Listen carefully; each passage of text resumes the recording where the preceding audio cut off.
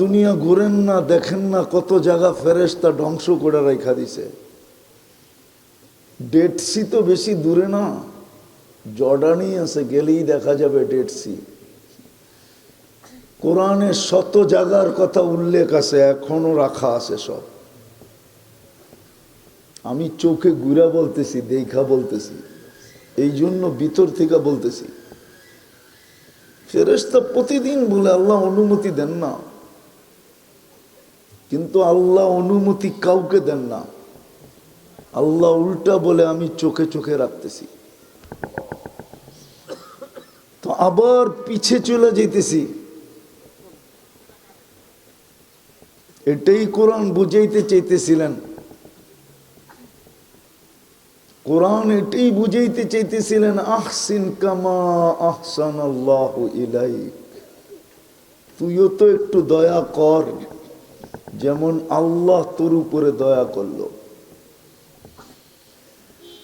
নাইলে কালকে চেহারাটা দেখানো যাবে না। সত্য এটাই, আল্লাহর চেহারাও দেখতে চাবেন না। কোরআন এটাই বলে, ফালা নুকিমু লাহুম ইয়াউমাল কিয়ামাতি ওয়াজনা।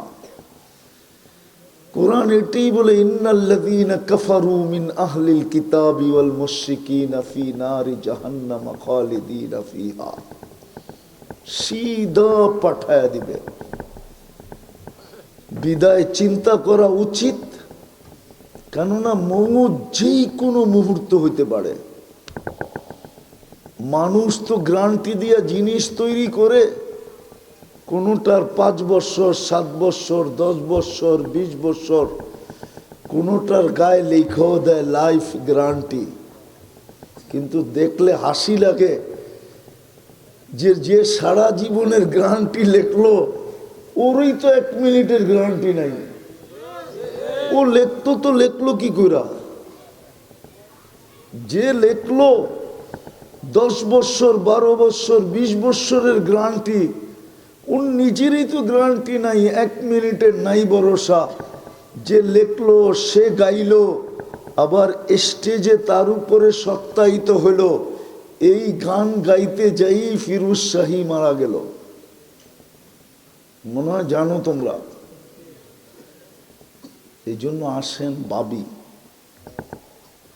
কালকে এই চেহারাটা কি করে দেখাবো। প্রত্যেকের বাবা উচিত, বললাম না 2 সম্প্রদায় ছাড়া বাচ্চা কলম তার বিরুদ্ধে যায় না, পাগল তার বিরুদ্ধে কলম যায় না। বাকি নারী, পুরুষ, যুবক, বৃদ্ধ প্রত্যেকের ভাবা উচিত যে আল্লাহ কি দিল, প্রতি উত্তরে আমি কি দিলাম, কালকে কোন পরিচয় দিব। দুনিয়ার পরিচয় যদি চলতো তাহলে এতগুলা চিত্র কোরআন